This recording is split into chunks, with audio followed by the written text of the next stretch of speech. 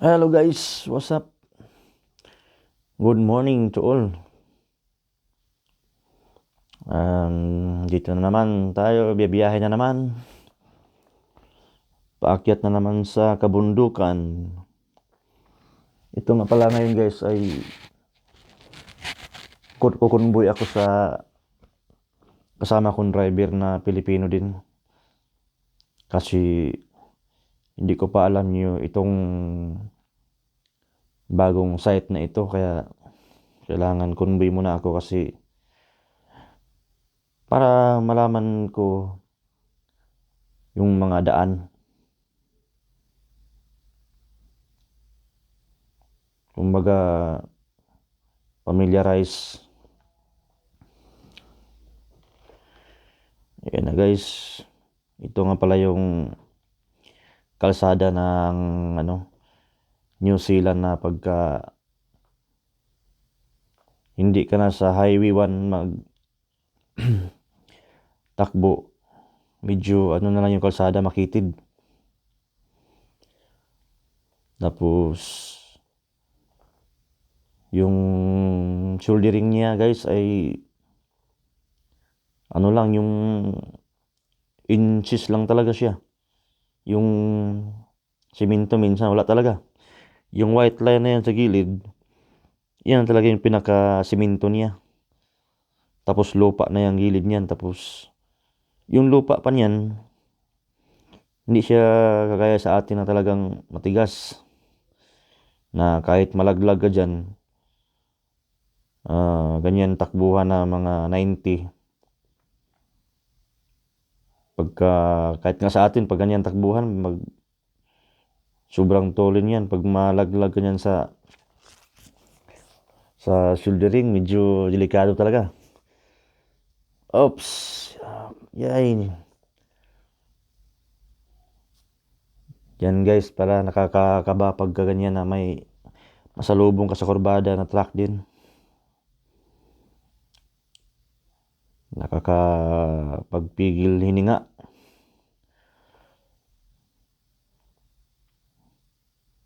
Nakakahadlock kayo guys.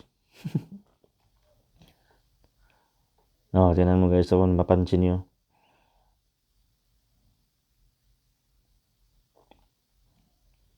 Once na malaglag ang gulong mo dyan sa lupa na yan, sa shouldering, tuloy-tuloy na yan.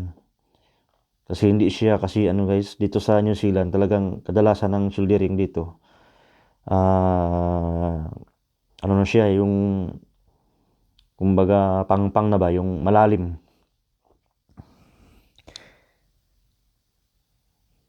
Hindi kagaya sa atin na kahit na yung shouldering natin ay lupa lang, siya, patag. Kahit malaglag ka, okay lang. Hindi masyado nakakatakot. Ito kasi guys, pag once na malaglag yung gulong mo sa truck, tapos may hila ka nga trailer, kasi dito sa New Zealand kasi kadalasan dito truck and trailer.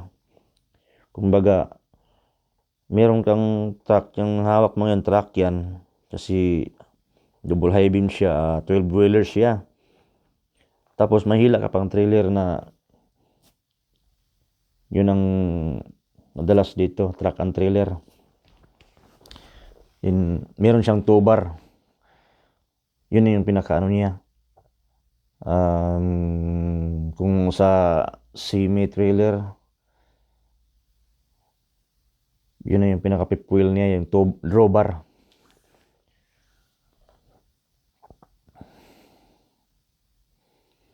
Actually guys, yung tawag pala ng yung sa atin, yung trailer na yan sa atin, ang tawag kasi dito sa ibang bansa, lalo sa New Zealand, hindi ko lang alam sa iba, ang tawag nila sa trailer sa atin, semi-trailer. Kumbaga semi-trailer lang, semi-trailer siya. Yun ang tawag dito sa New Zealand. Tapos pag ganito naman na truck, tapos may trailer, yun yung truck and trailer. Yan guys, dubli ingat talaga kami dito gawa nung pag once mahulog yung gulong mo dyan sa shouldering na yan, lupa kasi yan, tapos malalim yan. Lalo pag basa, madulas yan, tapos malambot pa. Kung may akyat mo yan yung truck mo pabalik sa simento, yung trailer mo guys, ang hirap na yan iakyat. Tuloy-tuloy na yan. Hanggang sa matikalbong na yung truck. Gugulong na yan dyan sa bakahan o tupahan.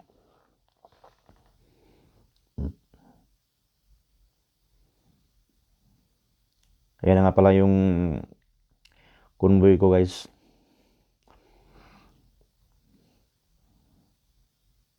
Ito ngayon napapansin nyo pala guys yung takbuhan namin 90, 92, minsan 94, lalo pag lusong. Kasi dito kasi guys hindi masyadong uso yung preno. Kadalasan dito talaga exhaust brake. Yung exhaust brake ko niyan guys, naka-on na yan siya. Pero hindi siya full, bali 1 lang siya or low. Hindi ko yan hindi yan naka-high kasi itong dala ko ngayon is Mack truck automatic. Din malakas yung niya, engine brake.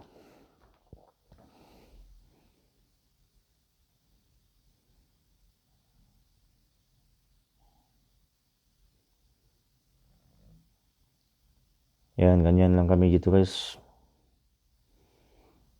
Tapos may mga tulay dyan guys, kung napapansin nyo, meron siyang giveaway sign kung sinong priority. Yun yung unang dyan, papasok. Kasi may arrow siya na yung malaki na arrow, yun yung priority. Tapos yung pula na maliit, yun yung mag-giveaway. Kumbaga may kasalubong ka tapos ikaw ay giveaway sign, sabihin, paunahin mo talaga yung kasalubong mo. Hindi ka pwede na kumbaga mauna sa kanya gawa nung dito talaga sa New Zealand, batas talaga, batas. Mahigpit talaga sila. Pag once may violation ka, automatic yan. May fine yan tapos bawas agad sa demerit points mo sa license.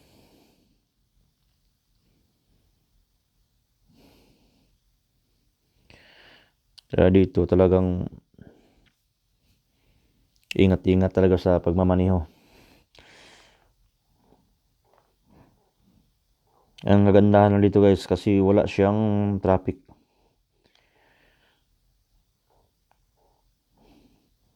Kahit ang layo ay nasa mga 90 kilometers, kukunin mo lang siya ng 1 oras kalahati. Ganyan lang takbo mo, 90, 70. Tapos meron namang tao na 50 lang talaga ang takbo na maximum. Pero saglit lang din kasi halimbawa pag may maliit na town, yun lang din mga wala pang 1 kilometro.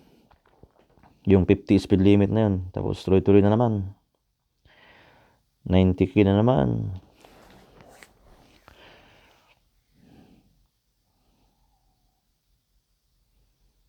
Pero dito guys, pwede ka naman magdandahan kahit na ganyan man yung dito.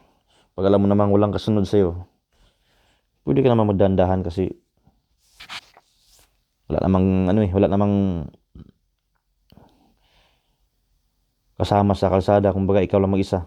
Pero kung meron naman tapos meron kang mahanap na matabihan, pwede kang tumabi para mapauna mo siya.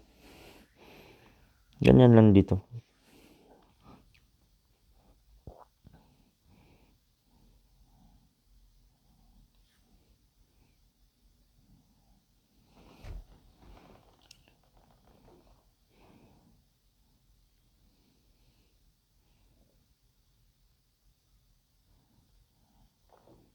Yan na guys, parang relax lang ang pagdadrive ko niyan kasi automatic naman yung dala ko ngayon.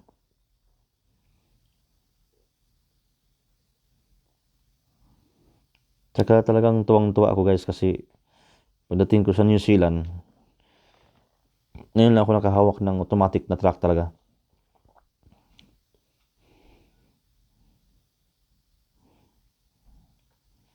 Ito yung first time na nakahawak ako ng automatic na truck dito sa New Zealand.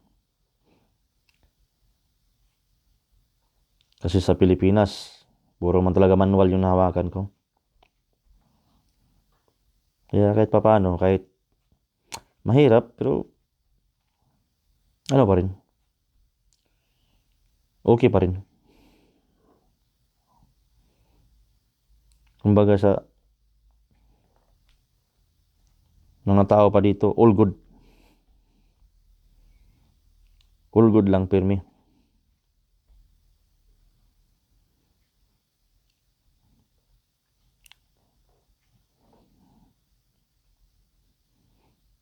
Kurbada guys. 79, 73.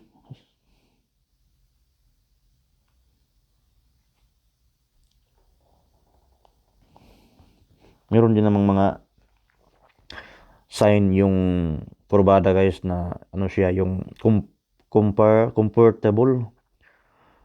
Kung dito pa sa New Zealand, comfortable curve or comfortable corner. Halimbawa, 75. 75 ka rin. Pero maramdaman mo naman guys yung truck mo kung halimbawa, ganyan na, lagi mo nang nahawakan dating sa kurbada.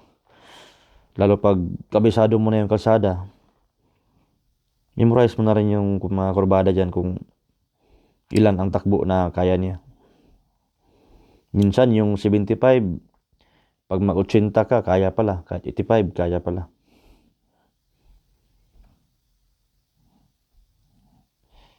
Meron namang iba guys na, halimbawa, 75 yung comfortable corner.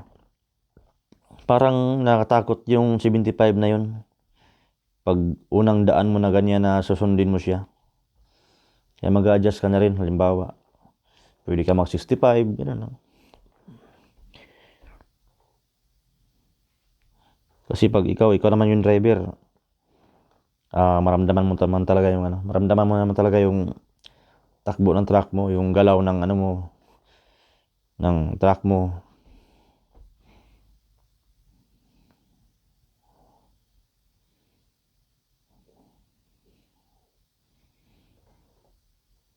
Yan guys, kung napapansin nyo, may mga may mga mountains na.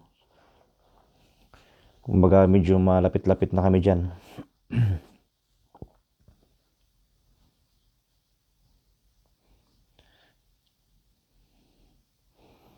Ito nga pala guys yung site namin ngayon na pinakamahabang gravel road.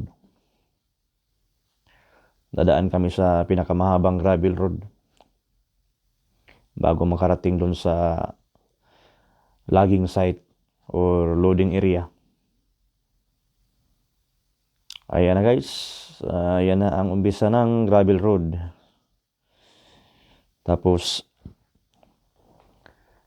magradyo na kami dyan. Magpapalit kami ng channel na dapat dyan sa lugar na yan. Yan pala ang pala ito guys, importante sa logging truck drivers. Na pag bumiyahe ka, alam mo yung channel kung saan ang pupuntahan mo na lugar. Halimbawa dito guys, alam ko na yung channel dito kaya nagpalit na ako ng channel. And then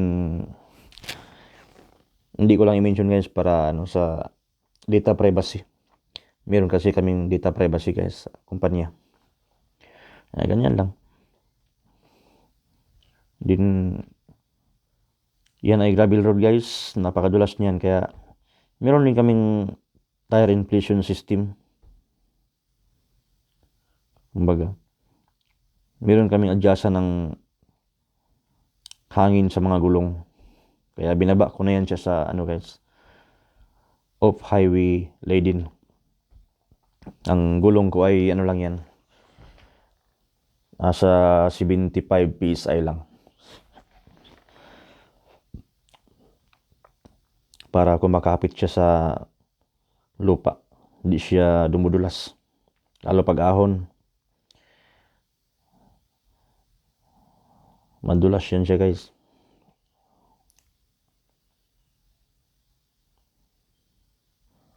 Yan, ganyan lang. Ingat-ingat lang kasi maliit ang kalsada, gravel, tapos meron din kaming masasalubong dyan na ano guys, na truck. Ng mga laging din. Ayan na guys. Kaya tabi na kami dyan. Hanggat maaari ay kami ay tatabi, gawa nung empty kami. Ang pinaka priority rin talaga guys yung loaded na hindi siya mahirapan makadaan. Kailangan pag empty, giveaway ka para yung loaded na truck hindi siya mahirapan, tuloy-tuloy yung biyahe niya. Yan, abanti na naman kami. Yan. Abanti lang, abanti.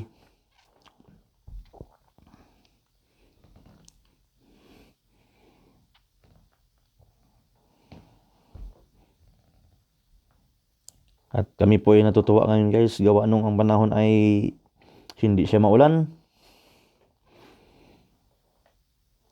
Ano lang siya, kung sa Bisaya pa, taligsik lang. Hindi talaga siya malakas. Ano lang yung ulan. Mahina lang ang ulan. Yan dito pala guys. Ito pala yung marker dito guys. Meron yan dito guys. Na magra-radyo kami na dito na kami ngayon. Papunta kami dun sa kung saan kami pupunta. Para yung lahat ng nandito guys na mga trucks, alam nila kung saan ka ngayon. Banda, ganon. Kumbaga aware ba?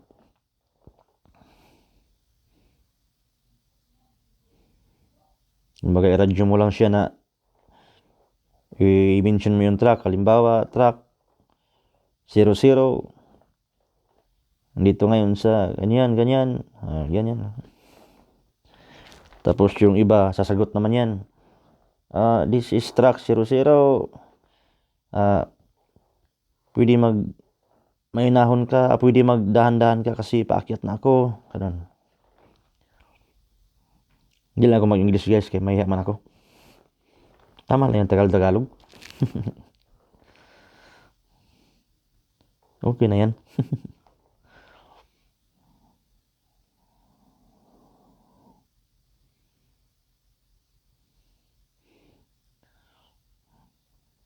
Yeah guys, minsan mag-i-slide talaga yung gulong. Yeah, chillax lang din. Hindi naman masyadong ano. Huwag ka lang masyadong kabahan. Chill lang, chill.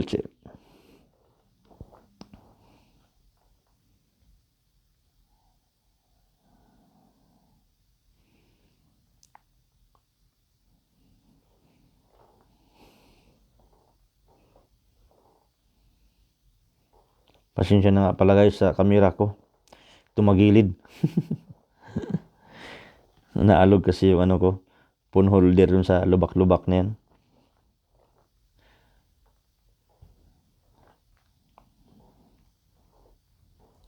Medyo malubak kasi yung daanan guys.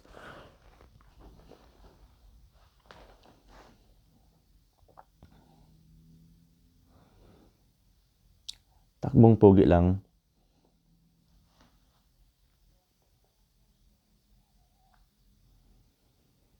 Yun, mga tupa guys, oh, dami. Mga tupa, mga baka. Yan talaga ang madalas makita mo dito guys sa New Zealand. Kahit na malapit ka sa town.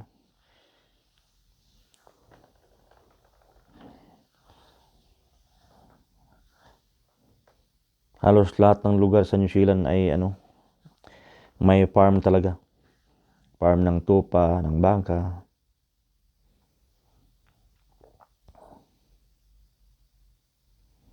Yan na naman, may dumaan na naman truck guys. Kaya tabi na naman kami. Yan.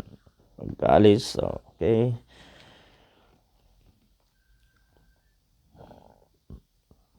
Biyahe na naman. Ayan guys, kaya inayos ko na yung camera kasi napansin ko na tumagilid na. Pakita na yung ano ko, hubon. Alright. Chill lang yung takbo. Chill.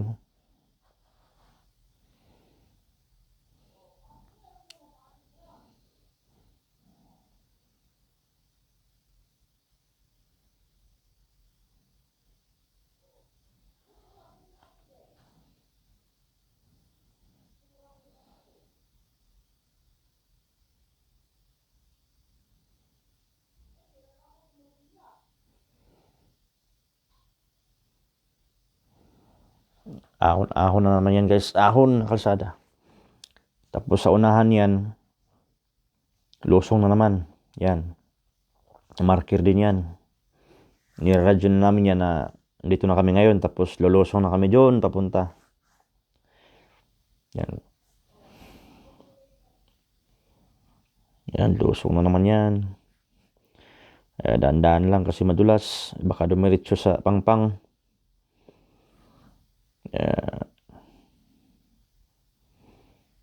Yan ito pagka loaded ka guys, may trailer na hatak.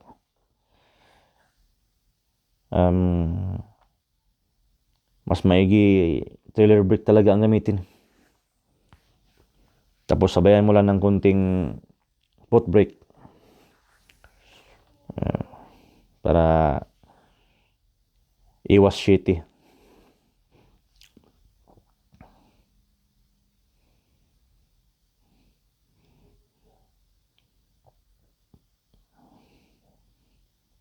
Kasi lalo nang dito sa na truck and trailer, madalas talaga ang mas mabigat ang trailer kaysa truck.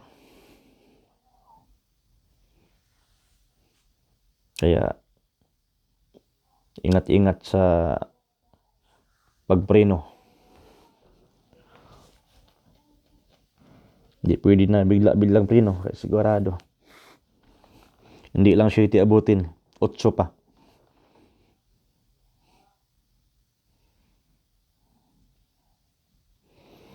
Ayan na, lumusong na kami niyan, lumusong na.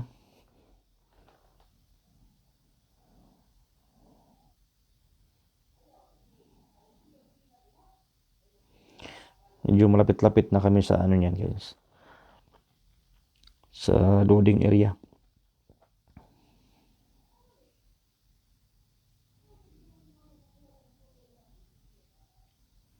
Grabe talaga, tagtag na ng truck ko.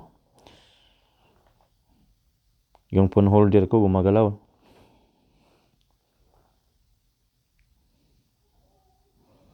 Tumatagilid. Yan na naman, inayos ko na naman.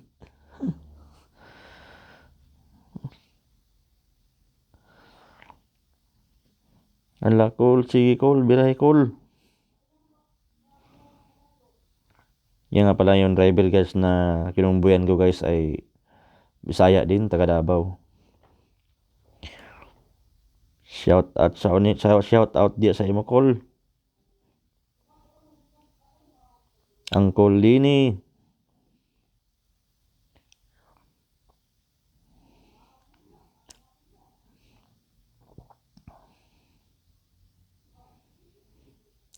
Ayan pala guys, yung dyan,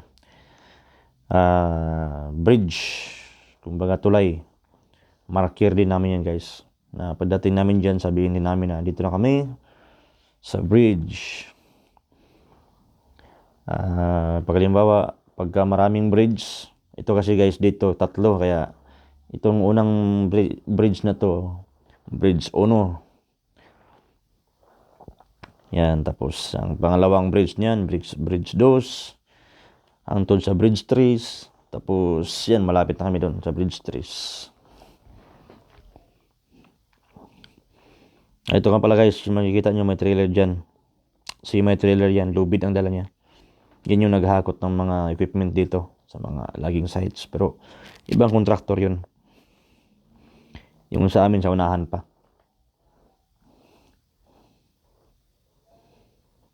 Kasi dito guys, mayroon siya, dito yung dalawa ang kontraktor dito ngayon na nag-harvest ditong bundok na ito.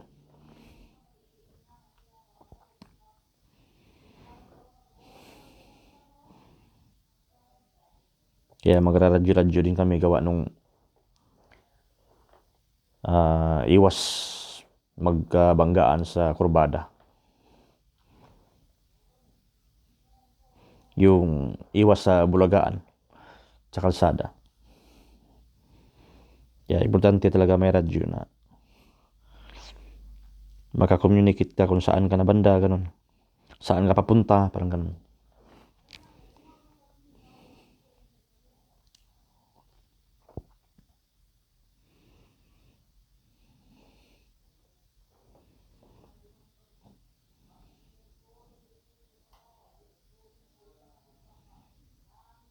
Ayun na.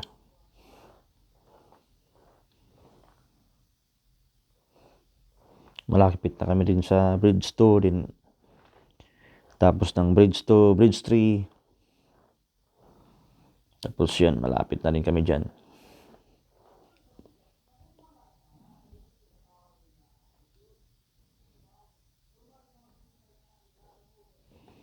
Alright, chill lang.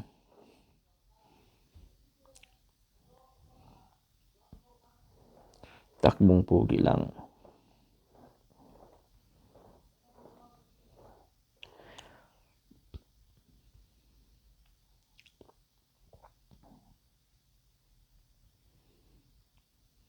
Pinagana ko nga yung wiper guys kasi nailamos ko na yung putik na galing sa isang truck. Nanaw na sa akin.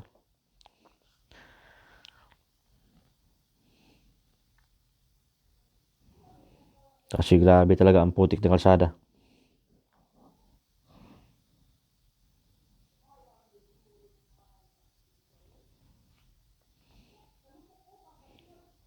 Dito kasi sa New Zealand guys, lagi lang na ulan.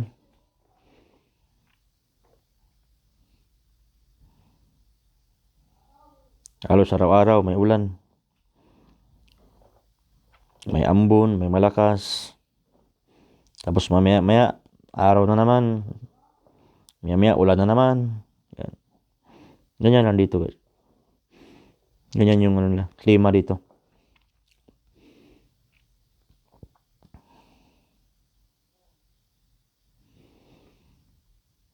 Kaya yung truck namin lagi naka-heater kasi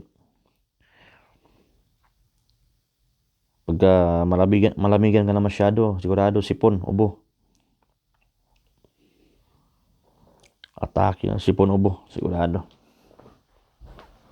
Alright. Doon na kami sa Bridge 2. Lagpas na. Bridge 3 na naman kami.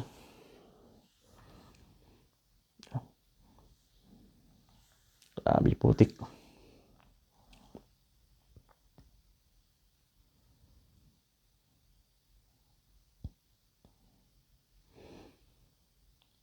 Medyo nagdistansya lang ako kunti guys kasi pagka malapit ako masyado dun sa isang truck, kilamos ko lagi yung putik niya. Kaya tama lang yan, distansya lang.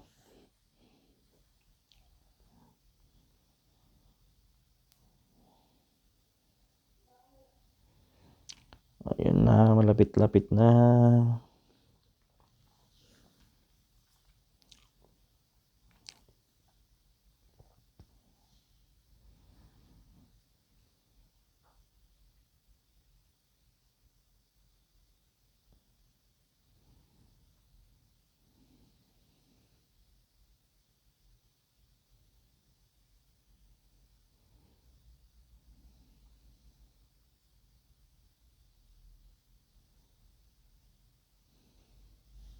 Alright.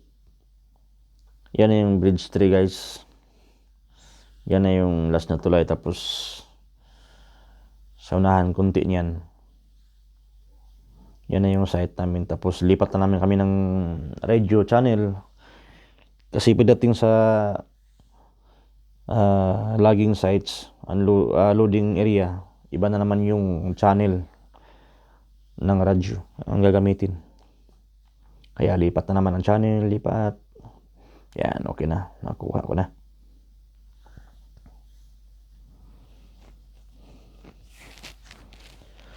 Para marinig mo yung sasabihin ng mga operator kung papasok ka na ba or hindi, or maghintay ka ba sa labas. Yung purpose niya guys, makakommunicate ka sa mga operator ng loading area, operator ng backhoe.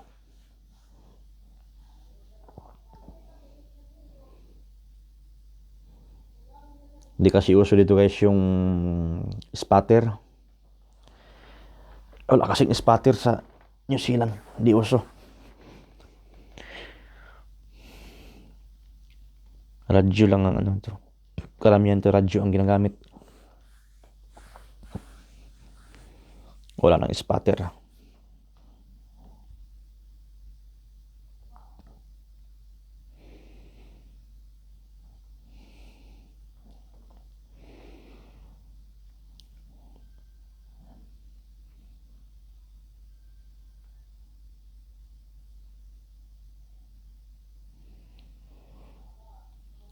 Ayan na guys. Medyo malapit na talaga kami.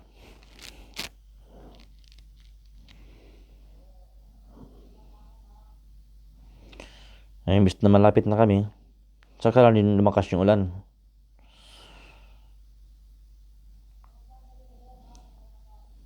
Yan.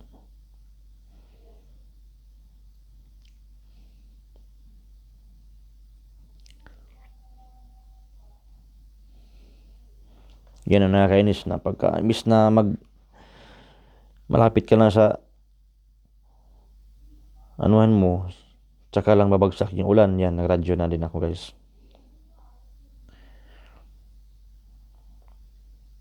Para makakommunicate sa operator na malapit na kami, or halimbawa dalawa kaming truck. Yan, maano mo siya na dalawa kaming truck, papunta kami dyan.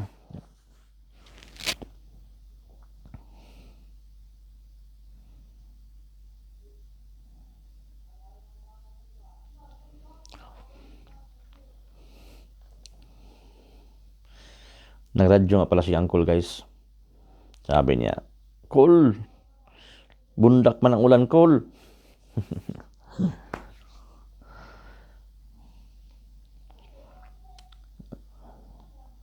Bundak yun lagi, Cole. Samok yung ulan ako, ay.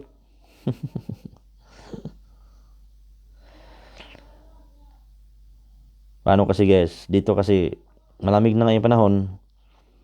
Malamig na yung klima, hangin, malamig na. Tapos mabasa ka pa sa ulan. Lalo talagang lamigin. Grabe talaga ang lamig.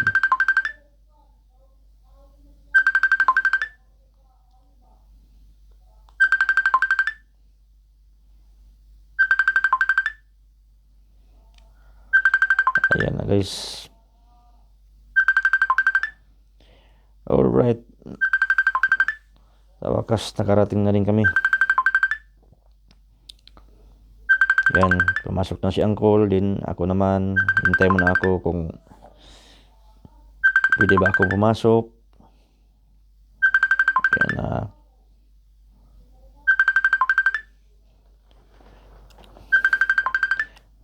Meron kasing advice din yung mga operator guys. Mag-a-advise din sila na kung kailan ka papasok. Tapos yan.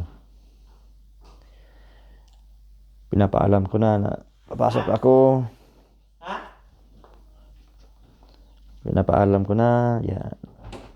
At papasok na rin ako niyan, maya-maya.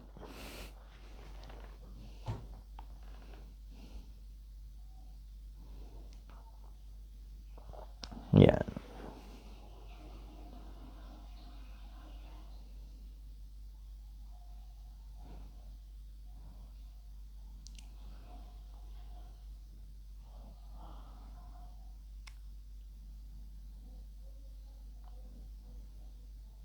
Ayan na, radyo na ako guys. Paalam na ako na papasok na sa loob. Papasok na sa turnaround. Ayan na. Umakyat na ako sa loading area. Ayan na, ayan na.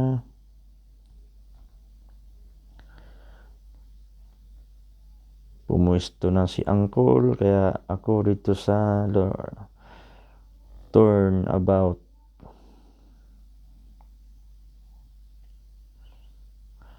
Yung tawag pala dito sa ano guys, yung backing area. Turnaround. Ayan. Ayan na guys, ayan na. Dito na ako sa turnaround. Din yan, handa lang papasok kaya baka matamaan ko yung kotse. yan lang, okay na. Alright, neutral, maxi, brake. Alright. Okay guys, dyan lang muna ako guys. Thank you so much sa panonood guys. Thanks for watching my video. Don't forget to subscribe my YouTube channel, Noipy Truckers Southland NC guys. And just click to the notifications bell. Alright guys, thank you so much.